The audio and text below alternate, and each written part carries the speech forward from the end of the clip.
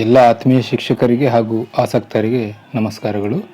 ಇತ್ತೀಚೆಗೆ ಎಲ್ಲ ಡಯಟ್ಗಳಲ್ಲಿ ಜಿಲ್ಲಾ ಸಂಪನ್ಮೂಲ ತಂಡಕ್ಕೆ ಅಂದರೆ DRGಗೆ ಈ ಕಂಟೆಂಟ್ ಅಭಿವೃದ್ಧಿಪಡಿಸುವ ಕುರಿತು ಒಂದು ವರ್ಚುವಲ್ ಅಂದರೆ ಆನ್ಲೈನ್ ತರಬೇತಿಯನ್ನು ಕೊಡಲಾಯಿತು. ಅದರಲ್ಲಿ ಕಾಮನ್ವೆಲ್ತ್ ಆಫ್ ಲರ್ನಿಂಗ್ ಅನ್ನೋ ವೆಬ್ಸೈಟಿಗೆ ಲಾಗಿನ್ ಆಗಿಬಿಟ್ಟು ನಮಗೆ ಒಂದು ಕೋರ್ಸನ್ನು ಮಾಡಿಕೊಂಡು ಅದನ್ನು ಸಬ್ಮಿಟ್ ಮಾಡೋಕ್ಕೆ ಮತ್ತು ನೆಕ್ಸ್ಟ್ ಸರ್ಟಿಫಿಕೇಟ್ ಪಡೆಯೋಕ್ಕೆ ತಿಳಿಸಲಾಗಿತ್ತು. ಅದರಲ್ಲಿ ಮೊದಲಿಗೆ ನಮ್ಮ ವಾಟ್ಸಪ್ ಗ್ರೂಪಿಗೆ ಈ ರೀತಿಯ ಒಂದು ಲಿಂಕನ್ನು ಶೇರ್ ಮಾಡಿದರು.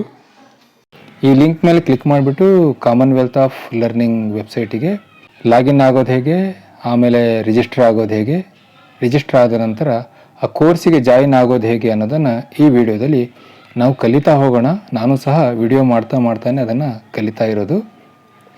ಫಸ್ಟ್ ನಾವು ಈ ಲಿಂಕ್ ಮೇಲೆ ಕ್ಲಿಕ್ ಮಾಡೋಣ. ಕ್ಲಿಕ್ ಮಾಡಿದಾಗ ಈ ರೀತಿಯ ಒಂದು ವೆಬ್ಸೈಟ್ ನಮ್ಮ ಮುಂದೆ ಬರುತ್ತೆ. ಆ ವೆಬ್ಸೈಟಲ್ಲಿ ನಾವು ಮೇಲ್ಗಡೆ ಕಾಣಿಸ್ತಾ ಇದೆಯಲ್ಲ ಈ 3 ಲೈನ್ಸ್ ಮೇಲೆ ಒಂದ್ಸರಿ ಕ್ಲಿಕ್ ಮಾಡೋಣ. ಅಲ್ಲಿ ಕ್ಲಿಕ್ ಮಾಡಿದಾಗ ಈ ರೀತಿಯ ಒಂದು ಇಂಟರ್ಫೇಸ್ ನಮ್ಮ ಮುಂದೆ ಬರುತ್ತೆ. ಅದರಲ್ಲಿ ಏನು ಕೇಳ್ತಾ ಇದೆ ಅಂದರೆ ಕ್ರಿಯೇಟ್ ಅಕೌಂಟ್ ಅಂತ ಕೇಳ್ತಾ ಇದೆ. ಫಸ್ಟ್ ನಾವು ಲಾಗಿನ್ ಆಗಲಿಕ್ಕೆ ಒಂದು ಅಕೌಂಟಿನ ಅವಶ್ಯಕತೆ ಇದೆ. ಈಗ ನಾವೊಂದು ಅಕೌಂಟನ್ನು ಕ್ರಿಯೇಟ್ ಮಾಡೋಣ. ಅದಕ್ಕೆ ಒಂದು ನಮ್ಮ ಇಮೇಲ್ ID ಕೊಟ್ಟರೆ ಆಯಿತು. ಪಾಸ್ವರ್ಡನ್ನು ನಾವು ಬೇರೆ ಯಾವುದಾದ್ರೂ ಹೊಸ ಪಾಸ್ವರ್ಡನ್ನು ಕ್ರಿಯೇಟ್ ಮಾಡಬೇಕಾಗುತ್ತೆ. ಈಗ ಫಸ್ಟಿಗೆ ನಾವು ನಮ್ಮ ಒಂದು ಹೆಸರನ್ನು ಅಲ್ಲಿ ಕೊಡಬೇಕು. ನಮ್ಮ ಹೆಸರನ್ನು ಕೊಡಬೇಕು, ಅಥವಾ ನಾವು ಯಾವ ಹೆಸರಿನಿಂದ ಅದರಲ್ಲಿ ಲಾಗಿನ್ ಆಗ್ಲಿಕ್ಕೆ ಬಯಸ್ತೀವಿ, ಆ ಕೋರ್ಸನ್ನು ಮಾಡ್ಲಿಕ್ಕೆ ಬಯಸ್ತೀವಿ, ಆ ಹೆಸರನ್ನು ಬೇಕಾದರೆ ಕೊಡ್ಬೋದು. ಈಗ ಅಲ್ಲಿ ಹೆಸರನ್ನು ಟೈಪ್ ಮಾಡಬೇಕು. ಹೆಸರನ್ನು ಟೈಪ್ ಮಾಡಿದ ನಂತರ ನಮ್ಮ ಒಂದು ಮೇಲ್ ID ಅಂದರೆ ಜಿಮೇಲ್ ID ಅಲ್ಲಿ ಕೊಡಬೇಕು. ಮೇಲ್ ID ಕೊಟ್ಟ ನಂತರ ಇನ್ನೊಂದು ಸರಿ ಮೇಲ್ ID ಟೈಪ್ ಮಾಡಿ ಅದನ್ನು ಕನ್ಫರ್ಮ್ ಮಾಡಬೇಕು. ಅದಾದ ನಂತರ ಅಲ್ಲಿ ಒಂದು ಸ್ಟ್ರಾಂಗ್ ಪಾಸ್ವರ್ಡನ್ನು 6 ಕ್ಯಾರೆಕ್ಟರ್ಸ್ ಇರಬೇಕು. ಅದು ಆಲ್ಫಾ ನ್ಯೂಮರಿಕ್ ಆಗಿರಬೇಕು. ಅದನ್ನು ನಾವು ಕ್ರಿಯೇಟ್ ಮಾಡಬೇಕು.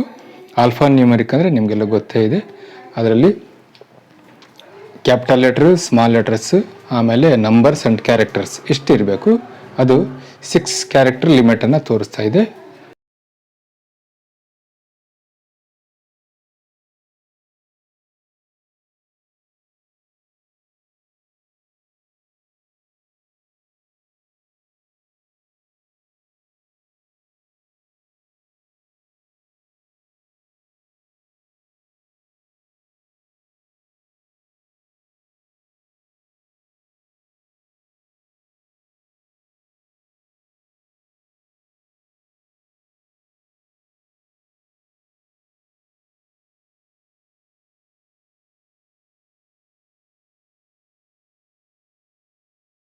ಪಾಸ್ವರ್ಡನ್ನು ಕ್ರಿಯೇಟ್ ಮಾಡಿದ ಮೇಲೆ ನೆಕ್ಸ್ಟ್ ಮತ್ತೇನು ಡೀಟೇಲ್ಸ್ ಕೇಳ್ತಾ ಇದೆ ಅಂದರೆ ಅಲ್ಲಿ ನಮ್ಮ ಏಜ್ ಗ್ರೂಪ್ ಕೇಳ್ತಾ ಇದೆ. ಅದನ್ನು ಫಿಲ್ಅಪ್ ಮಾಡಬೇಕು.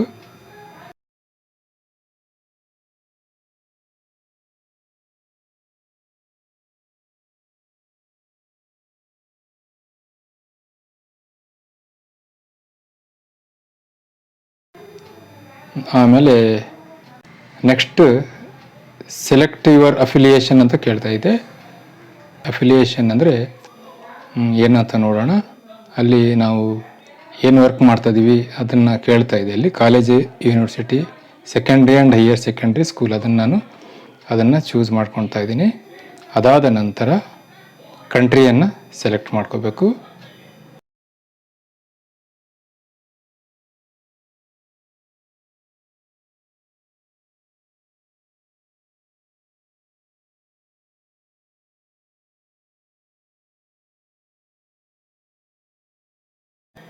ಕಂಟ್ರಿ ಸೆಲೆಕ್ಟ್ ಮಾಡ್ಕೊಂಡ ನಂತರ ಜೆಂಡರ್ ಕೇಳ್ತಾ ಇದೆ. ಜೆಂಡರ್ನ ನಾವು ಸೆಲೆಕ್ಟ್ ಮಾಡ್ಕೋಬೇಕು.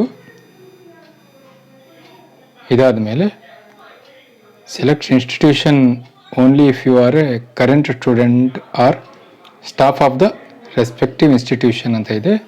ಅದನ್ನು ಸದ್ಯಕ್ಕೆ ನಾನು ಬಿಡ್ತಾ ಇದ್ದೀನಿ.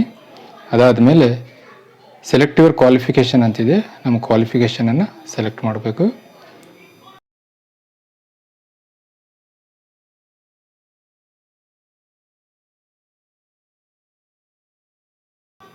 ಅದಾದ ಮೇಲೆ I accept terms and conditions ಅದ್ರ ಮೇಲೆ ನಾವು ಕ್ಲಿಕ್ ಮಾಡಬೇಕು ಅಲ್ಲಿ ಆ ಬಾಕ್ಸಲ್ಲಿ. ಆಮೇಲೆ I am not A robot ಅಂತ ಕ್ಲಿಕ್ ಮಾಡಿಬಿಟ್ಟು ಕ್ರಿಯೇಟ್ ಅಕೌಂಟ್ ಅಂತ ಕೊಡ್ತಾ ಇದ್ದೀನಿ. ಕೊಟ್ಟಾಗ ಅಕೌಂಟ್ ಕ್ರಿಯೇಟ್ ಆಗ್ತಾ ಇಲ್ಲ, ಯಾಕಂದರೆ ನಾನು ಕೆಲವು ಫೀಲ್ಡ್ಸನ್ನು ಅಲ್ಲಿ ತುಂಬಿಲ್ಲ. ಮತ್ತು ಅದನ್ನು ತುಂಬಿ ಮತ್ತೆ ಅಕೌಂಟ್ ಕ್ರಿಯೇಟ್ ಮಾಡೋಣ. ಅಲ್ಲಿ ಸೆಲೆಕ್ಟ್ ಇನ್ಸ್ಟಿಟ್ಯೂಷನ್ ಅಂತಿದೆಯಲ್ಲ, ಇಂಡಿವಿಜುವಲ್ ಕಂಟ್ರಿಬ್ಯೂಟರ್ ಅಂತ ನಾನು ಅಲ್ಲಿ ಕ್ಲಿಕ್ ಮಾಡ್ತಾ ಇದ್ದೀನಿ. ಅದನ್ನು ಸೆಲೆಕ್ಟ್ ಮಾಡ್ಕೊತಾ ಇದ್ದೀನಿ. ಅದಾದಮೇಲೆ ಸೆಲೆಕ್ಟ್ ಯುವರ್ ಇಂಟ್ರೆಸ್ಟ್ಸ್ ಅಂತಿದೆ, ಅದರಲ್ಲಿ ಆರ್ಟಿಫಿಷಿಯಲ್ ಇಂಟೆಲಿಜೆನ್ಸ್ ಇನ್ ಎಜುಕೇಷನ್ ಅದನ್ನು ನಾನು ಸೆಲೆಕ್ಟ್ ಮಾಡ್ತಾ ಇದ್ದೀನಿ.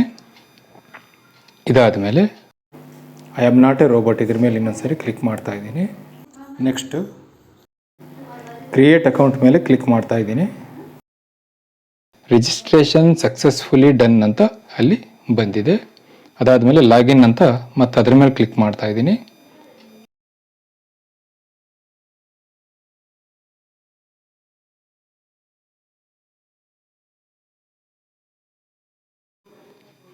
ನನ್ನ ಮೇಲ್ ಐ ಡಿ ಮತ್ತು ಈಗ ತಾನೇ ಕ್ರಿಯೇಟ್ ಮಾಡಿದ ಪಾಸ್ವರ್ಡನ್ನು ಅಲ್ಲಿ ನಾನು ಕೊಡಬೇಕಾಗುತ್ತೆ. ಕೊಟ್ಟ ಮೇಲೆ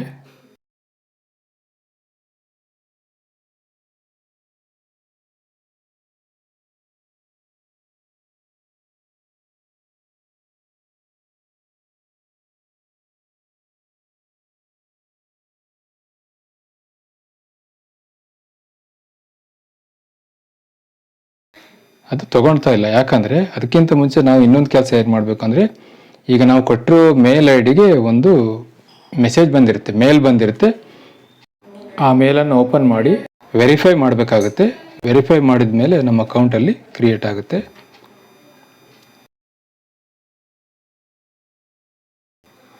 ಈಗ ಇಲ್ಲಿ ನನಗೆ ಒಂದು ಮೇಲ್ ಬಂದಿದೆ.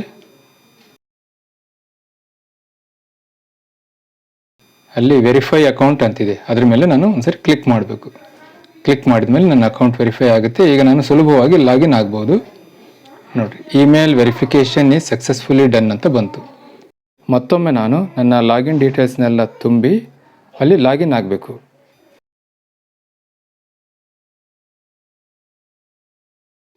ಲಾಗಿನ್ ಆದಮೇಲೆ ಆ ವೆಬ್ಸೈಟು ಓಪನ್ ಆಗುತ್ತೆ.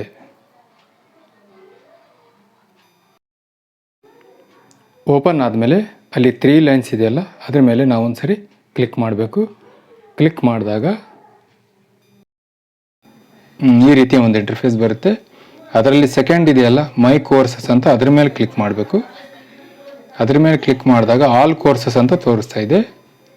ಅದರಲ್ಲಿ ನಮಗೆ ಬೇಕಾಗಿರೋದು first course, understanding open educational resources ಅಂತಿದೆ. ಅದ್ರ ಮೇಲೆ ನಾವು ಕ್ಲಿಕ್ ಮಾಡಬೇಕು. ಅದ್ರ ಮೇಲೆ ಕ್ಲಿಕ್ ಮಾಡಿದ ಮೇಲೆ ಈ ರೀತಿ ಇಂಟರ್ಫೇಸ್ ಬರುತ್ತೆ. ಸೀದಾ ನಾವು ಕೆಳಗೆ ಹೋಗ್ಬಿಟ್ಟು ಅಲ್ಲಿ ಕೆಳಗಡೆ ಎನ್ರೋಲ್ ನೌ ಅಂತ ಇದೆ ನೋಡ್ರಿ, ಅದ್ರ ಮೇಲೆ ನಾವು ಕ್ಲಿಕ್ ಮಾಡಬೇಕು.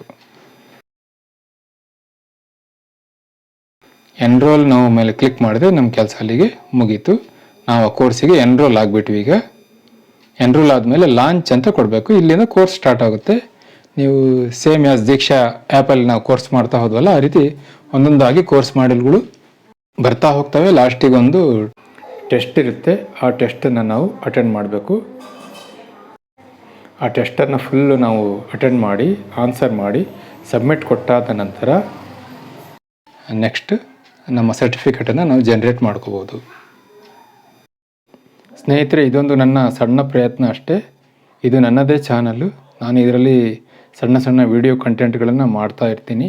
ಹಿಂದಿ, ಇಂಗ್ಲೀಷ್, ಕನ್ನಡ ಅದಕ್ಕೆ ಸಂಬಂಧಪಟ್ಟ ಹಾಗೆ. ಈ ರೀತಿಯ ಟೆಕ್ನಿಕಲ್ ಕಂಟೆಂಟನ್ನು ಹೆಚ್ಚಿಗೆ ಮಾಡಿಲ್ಲ. ನೀವು ನನ್ನ ಚಾನಲನ್ನು ನಿಮಗೆ ಬೇಕು ಅನಿಸಿದರೆ ಸಬ್ಸ್ಕ್ರೈಬ್ ಮಾಡಿಕೊಂಡ್ರೆ ಈ ರೀತಿಯ ಬೇರೆ ಬೇರೆ ಟೆಕ್ನಿಕಲ್ ಕಂಟೆಂಟನ್ನು ಮಾಡಲಿಕ್ಕೆ ನನಗೊಂದು ಮೋಟಿವೇಶನ್ ಸಿಗುತ್ತೆ ಅಂತ ಹೇಳ್ತಾ ಈ ವಿಡಿಯೋವನ್ನು ಮುಗಿಸ್ತಾ ಇದ್ದೀನಿ. Thank you. ಎಲ್ಲರಿಗೂ ಧನ್ಯವಾದಗಳು.